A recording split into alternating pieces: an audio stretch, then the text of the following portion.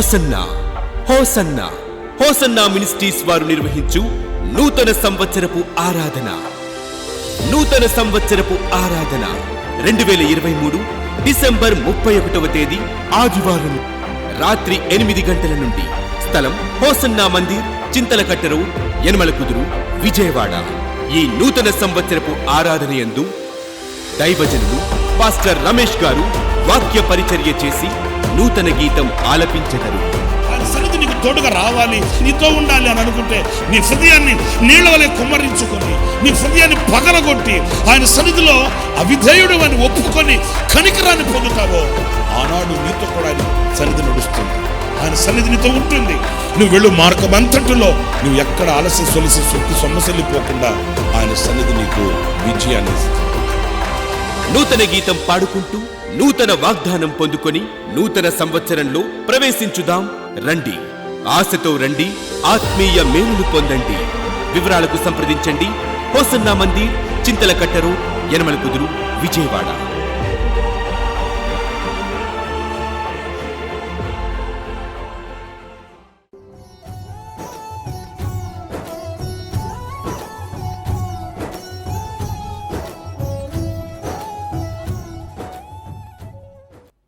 Praise the lord.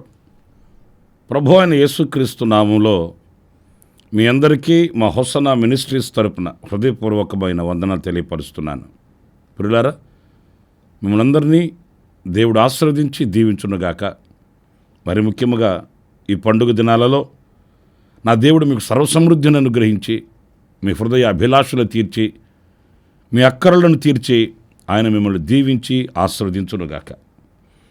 మరి పూట పరిశుద్ధ గ్రంథంలో నుంచి కొలసి సంఘానికి పరిశుద్ధుడైన పౌలు రాసిన పత్రిక 3వ అధ్యాయం 17వ వాక్యాన్ని నేను చదువుతున్నాను, మీరు ఆలకించండి. మాట చేత కానీ క్రియ చేత కానీ మీరు ఏమి చేసినను ప్రభు అయిన యేసు ద్వారా తండ్రి అయిన దేవునికి కృతజ్ఞతాస్తుతులు చెల్లించుచు సమస్తమును ఆయన పేరట చేయుడి. పరిశుద్ధుడైన పౌలు సంఘానికి ఒక చక్కటి ఆలోచన అనుభవాన్ని నేర్పుతున్నాడండి. అదేంటంటే, క్రియ ద్వారా కానీ మాట చేత కానీ ఏమైనా మీరు చేస్తే యేసుక్రీస్తు ద్వారా తండ్రి అయిన దేవునికి కృతజ్ఞతాస్తుతులు చెల్లించుచు. అంటే కొన్ని సందర్భాల్లో మనం చేసేవి మనకి ఇష్టం లేకపోయినా కష్టతరాన ఆ పనులు చేస్తూ సణుక్కుంటూ గొణుక్కుంటూ చేస్తామండి. ఇష్టం ఉండదు, కానీ కష్టం మీద చేయాలి, చేయకపోతే కుదరదు. అందుచేత కష్టం మీద మనసు లేకపోయినా కూడా భారంగా ఆ కార్యక్రమాలు చేయడం, దానివలన మనకు ప్రతిఫలం ఏమీ రాదండి. దానివలన మనకు బహుమానం ఏమీ కలగదు. తండ్రి మన్నన మనం పొందుకోలేమండి.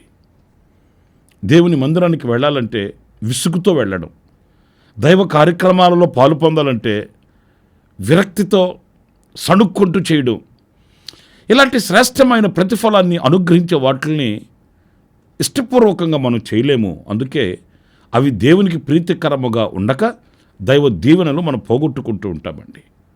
ఇప్పుడు చూడండి, ఇక్కడ దైవజనుడు పౌలు మీరు ఏది చేసినా క్రియ చేత కానీ మాట చేత కానీ మీరు చేసేవి యేసుక్రీస్తు ద్వారా తండ్రికి కృతజ్ఞతాస్తుతులు చెల్లించుచు. అంటే ఈ భాగ్యాన్ని నీవు నాకు ఇచ్చావయ్యా, అందుకు నీకు స్తోత్రం.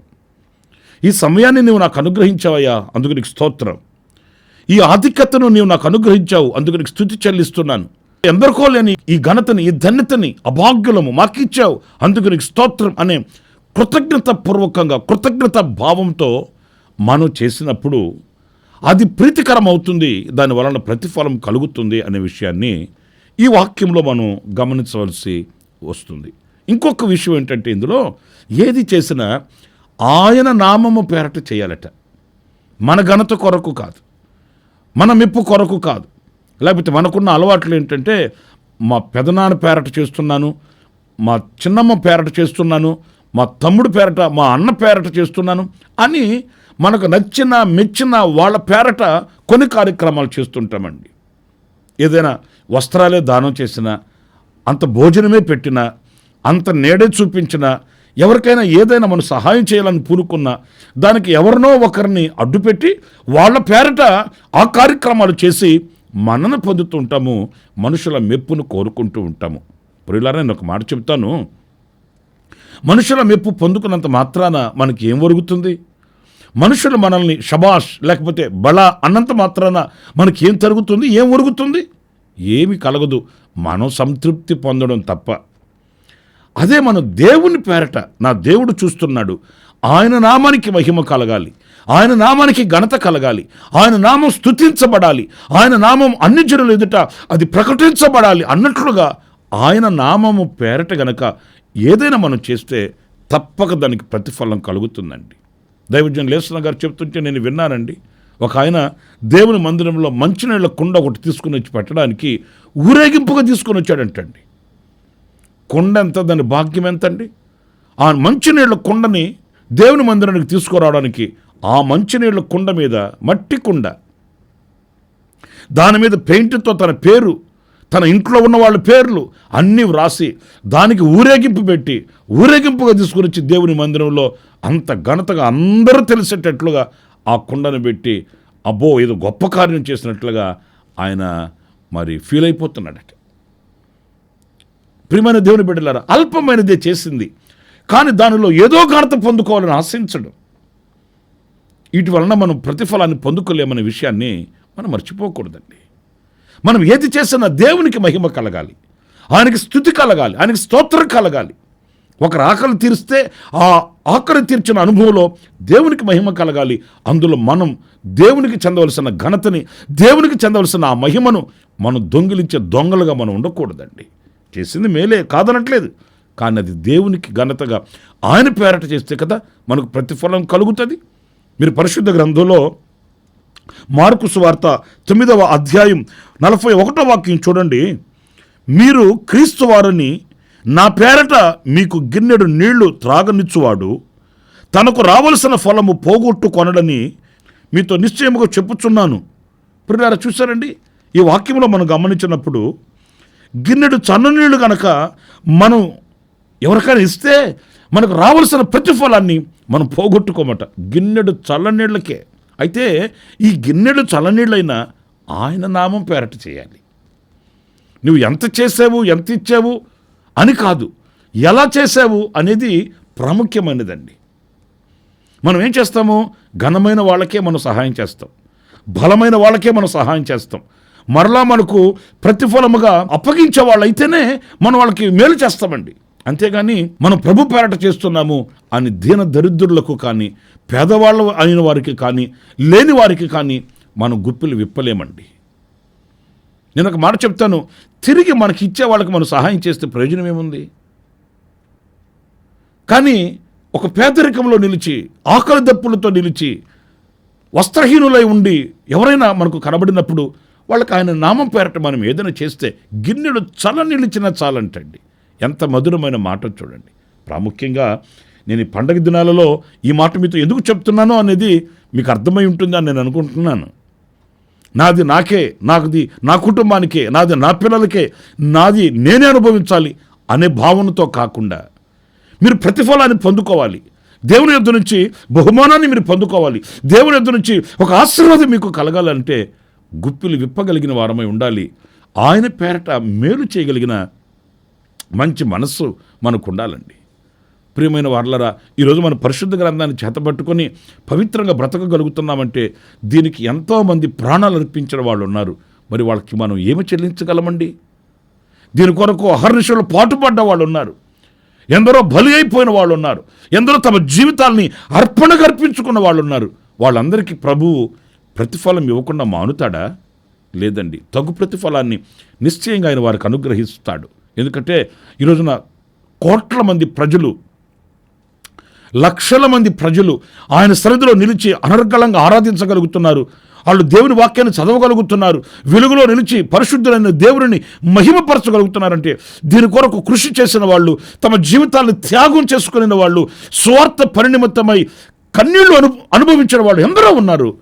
వాళ్ళకి ప్రతిఫలం కలగక మానదు. మరి ఈ రోజున మనం కూడా అలాంటి బాటని ఎందుకు ఏర్పాటు చేసుకోలేము?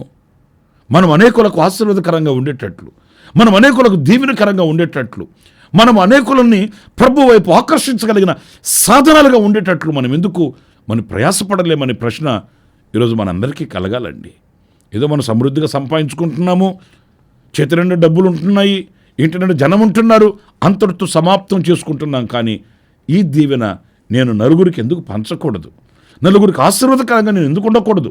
నలుగురికి నేను ఆనందాన్ని కలిగించే విధంగా నేను ఎందుకు ఉండకూడదు అనే ప్రశ్న ఈ మాటలు వింటున్న మీ అందరికీ కలగాలని ఈ పండుగ దినాలలో నేను మీకు ఈ వర్తమానాన్ని ఎందుకు నేను వినిపిస్తున్నాను, మీకు తెలియపరుస్తున్నాను అనంటే మీలో అలాంటి ఆశ కలగాలని హృదయమారా నేను కోరుకుంటూ ఈ మాటలను మీకు తెలియపరుస్తున్నాను. ప్రియులారా, గిన్నెడు చలనీళ్ళు ఇస్తే ప్రతిఫలం పొందకపోడు అన్నప్పుడు ఆ మంచి కార్యాలు చేయడానికి ప్రభు పేరట, మన ఘనత కొరకు కాదు, ప్రభు పేరట ఆ కార్యాలు చేయడానికి మనం ముందుకు వెళ్ళాలని దేవుని వాక్యాన్ని బట్టి నేను మీకు సవినయంగా వినిపించుకుంటున్నాను. మరొక మాట, పరిశుద్ధ గ్రంథంలో యోహాను సువార్త 16వ అధ్యాయం 23వ వాక్యాన్ని చదివినప్పుడు, ఆ దినమున మీరు దేని గూర్చి నన్ను అడుగరు, మీరు తండ్రిని నా పేరట ఏమి అడిగినను ఆయన మీకు అనుగ్రహించునని మీతో నిశ్చయముగా చెప్పుచున్నాను. ప్రియులారా, చూడండి ఇక్కడ చక్కటి మాట. అదేంటంటే, నా నామము పేరట తండ్రిని మీరు ఏది అడిగినను ఆయన మీకు అనుగ్రహించునని. అంటే మనం ప్రభువుని అడిగేటప్పుడు ఆయన నామం పేరట అడగాలి. మనం ఏది చేసినా ఆయన నామం పేరట చేయాలి, ఏది అడిగినా ఆయన నామం పేరట అడగాలి. ఎందుకంటే ఆయన నామం గొప్ప నామం, ఆయన నామం పరిమళ తైలం, పోయబడిన పరిమళ తైలం. ఈ రోజున మనం ప్రార్థన చేస్తున్నాము, ప్రభు సన్నిధిలో అర్జిస్తున్నాము, ప్రభు సన్నిధిలో కన్నీళ్లు కారుస్తున్నాము, మంచిదే. కానీ మనం అడిగే మనవులు ఎవరి నామంలో అడుగుతున్నాము? ఎవరి నామంలో మనం అర్జించుకుంటున్నాము? ఆయన పరిశుద్ధమైన నామంలో, పవిత్రమైన నామంలో తండ్రిని ఏది అడిగినా ఆయన అనుగ్రహిస్తాడని యేసుక్రీస్తు చెప్తున్నాడు కదా. మరి ఎందుకు అడగలేకపోతున్నాము ఆ నామమందు? అంటే ఆ విశ్వాసము మనలో కలగక అడుగుతున్నాము, కానీ ఆయన నామమందు అడగట్లేదు. ఇక్కడ నేను ఒక మాట చెప్పి ముగిస్తాను. అదేంటంటే, ఆయన నామమందు అడగడం అంటే ఏంటి? ప్రార్థన అంతా అయిపోయిన తర్వాత యేసు నామములో అడుగుతున్నాము తండ్రి అని అనడం మాత్రమేనా? కాదు కాదు. అది అందరూ అడుగుతారు కదా, అందరూ ప్రార్థన చేస్తారు కదా. ఎవరు ప్రార్థన చేసిన ఆఖరిలో యేసు నామమందు అడుగుతున్నాము తండ్రి అనే కదా అడుగుతున్నాం అనంటే, దీంట్లో ప్రత్యేకత ఏంటి అనంటే, యేసు నామమును మనం నమ్మి అడగాలి ప్రభువుని. అంటే అర్థం ఏంటంటే, యేసుక్రీస్తు నా అక్కర్లు తీర్చగలిగిన వాడు, ఆయన నామమందు నా ప్రతి అవసరం తీర్చబడుతుంది, ఆయన మహిమైశ్వర్యంలో నుంచి నా ప్రతి అవసరాన్ని ఆయన తీరుస్తాడు అనే నమ్మకం మనకు కలిగి ఉండాలండి. ఆయన నామాన్ని మనం విశ్వసించకుండా, ఆయన పేరును బట్టి ఆయనను మనం నమ్ముకొనకుండా, ఏదో అడగాలి కనుక, ప్రార్థించాలి కనుక మనం ప్రార్థన చేస్తే ఎలా మనకు ప్రతిఫలం కలుగుతుంది? ఈరోజు చాలామంది ఎందుకు ప్రార్థన యొక్క ప్రతిఫలాన్ని పొందుకోలేకపోతున్నారంటే, ప్రభు అయిన యేసుక్రీస్తునందు విశ్వాసం ఉంచక, ప్రభు అయిన యేసుక్రీస్తు నామమందు మనము నమ్మిక ఉంచక. యేసు అంటేనే రక్షకుడు. యేసు నామం అనేది ఒక రక్షణ నామం. ఏ పరిస్థితులలో నుండి అయినా, ఏ స్థితిగతుల మధ్యలో నుండి అయినా మనల్ని రక్షించగలిగిన, కాపాడగలిగిన, తప్పించగలిగిన నామం యేసు నామం. మరి అలా విశ్వసించి అడుగుతున్నామా? ప్రార్థన చేస్తూనే ఉంటాము, మన ఆలోచనలు మనం ఆలోచిస్తూనే ఉంటాము. ప్రార్థన చేస్తూనే ఉంటాము, మన దారులు మనం వెతుక్కుంటూనే ఉంటాము. ఎవరైనా సహాయం చేసేవాళ్ళు ఉన్నారా? ఎవరైనా అక్కర్లు ఆదుకునే వాళ్ళు ఉన్నారా?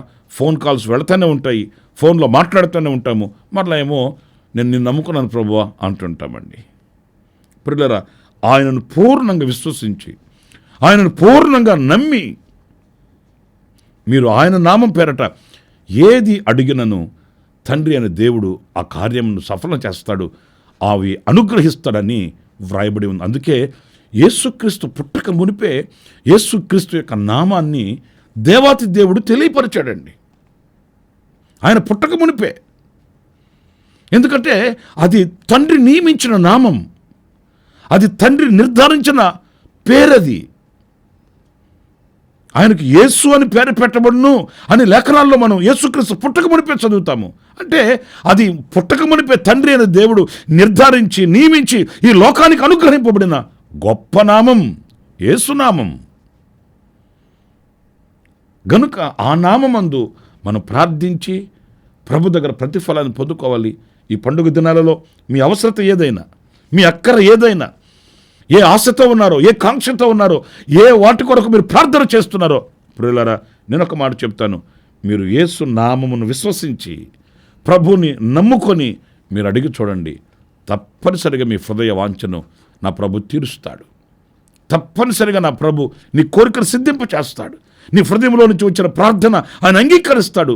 నీ హృదయంలో ఉన్నటువంటి ప్రతి ఆ యొక్క ఆశని ఆయన నెరవేర్చి తృప్తిపరిచి నిన్ను సాక్షిగా నిలబెట్టుటకు శక్తిగల దేవుడు నజరేయుడైన యేసు. గనుక ఈ రోజున ఆయన నామము పేరట మీరు ఏది చేసినా ప్రతిఫలాన్ని పొందుకుంటారు. ఆయన నామము పేరట మీరు ప్రార్థన చేస్తే ప్రతిఫలాన్ని పొందుకుంటారనే విషయాన్ని మీరు మర్చిపోవద్దు. ఆ రీతిగా ప్రార్థన చేయండి. ఆ రీతిగా మీరు అనేకులకు సహాయం చేయండి. నా దేవుడు మిమ్మల్ని గుప్పిలు విప్పి దీవించి ఆశీర్వదించునుగాక. నా దేవుడు మీ హృదయ వాంఛను తీర్చి తృప్తిపరచునుగాక. ప్రార్థన చేసుకుందామా? తల నుంచి కళ్ళు మూయండి. ఆశ్చర్యకరుడైన తండ్రి, జీవాధిపతి అయిన ప్రభువా, మీకు వందనాలు.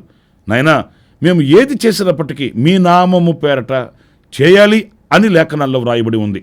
అది మీకు కృతజ్ఞతాస్తుతి చెల్లించుచు ఆ కార్యాలు చేయాలని లేఖనాలలో వ్రాయబడి ఉంది. మేము చదువుతూ ఉన్నాము. ఆ రీతిగా సణుగులతో, గొణుగులతో, సంశయాలతో కాకుండా ఒక సంతృప్తికరమైన మనసుతో సంతోషంగా నాయన మీ నామము పేరట మేము ఏది చేసినా అది మాకు ఆశీర్వాదకరంగా ఉండేటట్లు కృపచూపమని వేడుకొనుచున్నాను.